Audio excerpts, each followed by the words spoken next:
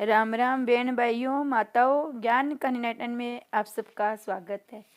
श्रीमद् भागवत महापुराण 7वां स्कंद का 12वां दिन हम सब मिलकर सुनते हैं। श्री कृष्ण भगवान ने की जय। 11वें दिन हमने सुना कि भगत प्रहलाद नरसिंह भगवान खुश होते हैं, मांगने को कहते हैं, तो ही भगत प्रहलाद भगवान से कुछ नहीं मांगता है। भगवान से कहता है मुझे तो भक्ति दो, मुझे से ऐसी वासना दो कि मैं कभी भी काम वासना के अंदर न बदूं, मुझे काम वासना लोभ किसी प्रकार का न हो। प्रहलाद जी की भक्ति देखे भगवान नरसिंह बड़े खुश होते हैं और उनको वरदान देते हैं कि आप जैसा बेटा हो तो 7 पीढ़ी क्या 21 पीढ़ी भी तर जाएगी, और उनके पिता को सदगति देते हैं। प्रहलाद जी ने अपने पिता का मर्त देह का अग्नि संस्कार कर दिया। ब्रह्मा जी ने प्रहलाद का राज्याभिषेक कर दिया और प्रहलाद ने नरसिंह स्वामी को प्रणाम किया। नरसिंह स्वामी प्रसन्न हो गए। श्री कृष्ण भगवान ने की जय। आगे हम सुनते हैं। नारद जी ने प्रेम से प्रहलाद का चरित्र कथा धर्मराज जी को सुनाई। फिर भी नारद जी ने देखा तो धर्मराज जी के मुख पर ग्लानि छाई हुई थी। नारद जी सोच में डूब गए कि अब भी धर्मराज जी उदास क्यों है। क्या कथा कथन में कोई क्षति हो गई है, जो कि कथा से भी आनंदित नहीं हुए हैं। धर्मराज जी ने नारद जी से पूछा, तुम्हारे मुख पर आनंद क्यों नहीं है, क्या चिंता है तुम्हें। धर्मराज जी कहने लगे, 5 वर्ष के प्रहलाद का ज्ञान, वैराग्य और प्रेम तो देखो। धन्य है प्रहलाद, उनका बचपन, उसका प्रेम कि जिसके कारण प्रभु स्तंभ में से प्रकट हो गए। मैं 55 वर्ष का हो गया, फिर भी एक भी बार प्रभु का दर्शन नहीं कर सका हूँ। मेरा जीवन पशु सा ही बीत गया। धन के पीछे दौड़ा, भूख लगी तो खाना खाया, नींद आई तो सो गया, वासना जागी तो कामांध हुआ। अवतार मनुष्य का मिला है, फिर भी प्रभु के हितार्थ एक भी सत्कर्म नहीं किया। धिक्कार है मुझे, मेरा जीवन कुत्ते के जैसा ही बीत गया। मैं अभी प्रभु में लीन न हो सका, प्रभु प्रेम में पागल न हो सका। मुझे अभी तक भगवान नहीं मिल पाए, जबकि उस 5 वर्ष के प्रहलाद ने भगवान को पा लिया था। मुझे जगत में प्रतिष्ठा मान तो मिले, किंतु मैं भगवान को न पा सका, अतः इसलिए मैं उदास हूँ। भक्ति के बिना, भगवान के दर्शन बिना मेरा जीवन व्यर्था ही बीत गया। इस कारण से मुझे दुख हो रहा है। मेरे चेहरे पर ग्लानि छाई हुई है। मेरा जीवन पशुवत बीत गया। एक बार मैं परमात्मा का दर्शन न पा सका, इसका मुझे दुख है। मैंने वैसे तो बहुत किया, किंतु जो करना चाहिए था वही नहीं किया। मैंने भगवान के लिए कुछ भी नहीं किया। सुंदर शरीर, नवोढ़ा पत्नी, मेरे पर्वत जितना धन, पुष्पकल कीर्ति हो तो मन प्रभु चरणों में न लगा हुआ हो तो उन सब से क्या लाभ। इनसे क्या हुआ, क्या मिला, कुछ भी तो नहीं। जगत की प्रतिष्ठा, धन या विद्युत अंतकाल में कुछ भी काम नहीं आती है। जो विद्या अंतकाल में निर्थक और निरुपयोगी ही रह जाए, उसे लाभ भी क्या। एक बार एक नौका में कुछ विद्वान सुधारक प्रवास कर रहे थे। बातों में उन्होंने नाविक से पूछा, तुम कहाँ तक पढ़े लिखे हो। नाविक, कैसी पढ़ाई कैसी लिखाई, बस मैं तो ये नौका चलाना ही जानता हूँ। विद्वान, तुम्हें इतिहास की कुछ भी जानकारी है क्या। इंग्लैंड में कितने एडवर्ड हुए हैं। नाविक, में इतिहास नहीं जानता। तो पंडित, तब तो तेरी 1/4 जिंदगी बेकार ही गुजर गई। क्या तुझे भूगोल का ज्ञान है। लंदन शहर की आबादी कितनी है। नाविक, में भूगोल भी नहीं जानता। पंडित, ओहो, तब तो तेरी आधी जिंदगी बेकार चली गई। तुझे साहित्य का ज्ञान है। शेक्सपियर के कौन से नाटक तूने पढ़े हैं। नाविक, मैंने साहित्य भी नहीं पढ़ा है। इतने में नदी में तूफान आया, नैया इधर उधर दौड़ने लगी। नाविक ने उन विद्वानों से पूछा, महाराज, लगता है हमारी नौका पानी में डूब जाएगी। क्या आप सब तैरना जानते हैं। सब पंडितों ने कहा, नहीं, हम तैरना तो नहीं जानते हैं। नाविक, हरिहर, आप तैरना नहीं जानते हैं, तब तो आपकी सारी जिंदगी अभी पानी में ही चली जाएगी। हुआ भी ऐसा ही। तूफान में नौका डूब गई, उनके साथ विद्वान भी डूब गए, पर नाविक तैरता हुआ बाहर आ गया। रामकृष्ण परमहंस बार बार इस दृष्टांत को सुनाते रहते हैं। संसार भी एक समुद्र ही है। इस भव सागर को येन केन प्राकरण पार करना ही होगा। जो विद्या संसार पार करने की कला सीख सके, वही सच्ची विद्या है। भव सागर को पार करना है, तैरने के लिए भजन का एकमात्र साधन है। इस भजन रूपी विद्या को सीखने के बदले मात्र सांसारिक विद्या सीखकर पंडिताई का अभिमान करने वाला व्यक्ति इस सागर में डूब ही जाता है।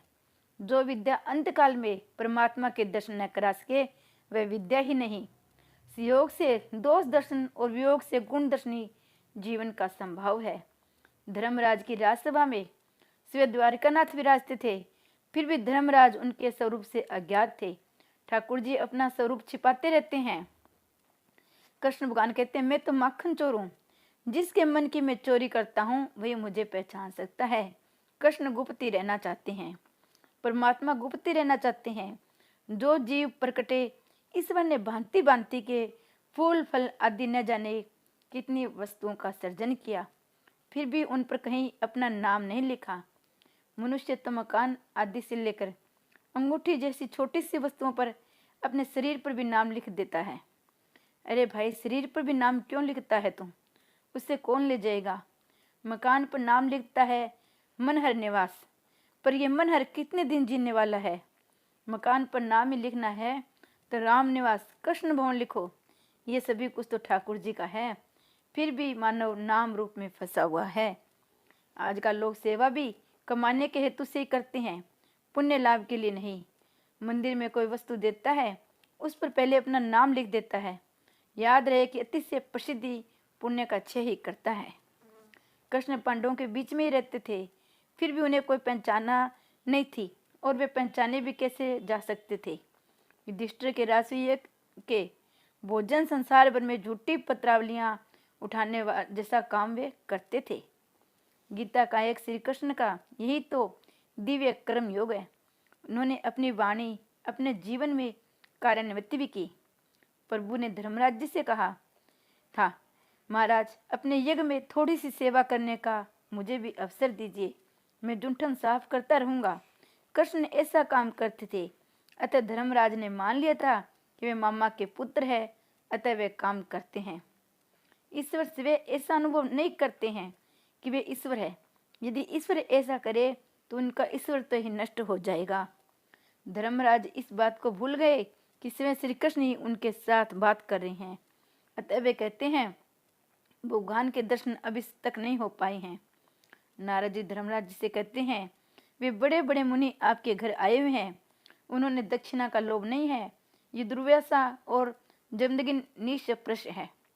धर्मराज के यहाँ विशाल जन समुदाय एकत्र हुआ था, अतः दुर्वासा को आशंका थी, कहो कुछ अधर्माचार न हो जाए।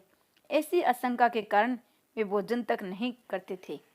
द्वारकाधीश दुर्वासा को ब्रह्म विद्या का गुरु मानते हैं। एक दिवस रुक्मिणी ने कहा, नाथ, दुर्वासा आपके गुरु है, बड़े तपस्वी भी, क्यों न हम ऐसे पवित्र ब्राह्मण को भोजन कराए।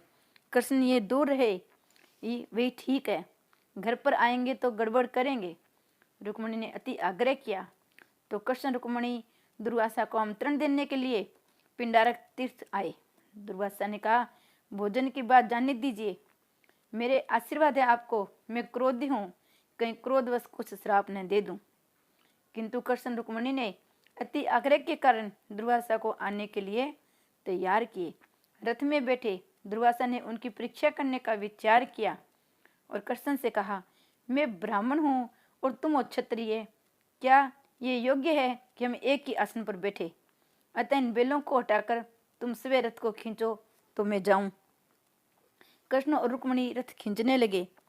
माता तो थक गई और प्यासी हो गई। वे बोली, ब्राह्मण बड़े विचित्र होते हैं, मैं ब्राह्मणों के घर में नहीं रहना चाहती। कृष्ण ने समझाया कि अब अधिक देरी नहीं है, धीरज रखो।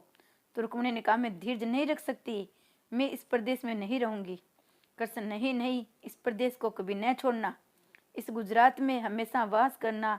और लक्ष्मी जी गुजरात में रह गई। प्रभु की लीला है, दुर्वासा के हृदय में भी श्री कृष्ण है। रुक्मिणी जल पीने जा रही थी कि दुर्वासा समाधि में जाग गई। दुर्वासा ने क्रोध से कहा, ब्राह्मण को भोजन कराने से पहले तुम जलपान कर रहे हो, अतः मेरा श्राप है कि तुम दोनों का वियोग हो जाएगा। कृष्ण ने कहा, आपका श्राप सिर आंखों पर, किंतु आप मेरे घर तो चलिए। दुर्वासा को लगा मैंने श्राप देकर कुछ अनुचित सा कर दिया है, अतः उन्होंने कहा, मैं 12 वर्ष के पश्चात आकर तुम दोनों का विवाह कराऊंगा।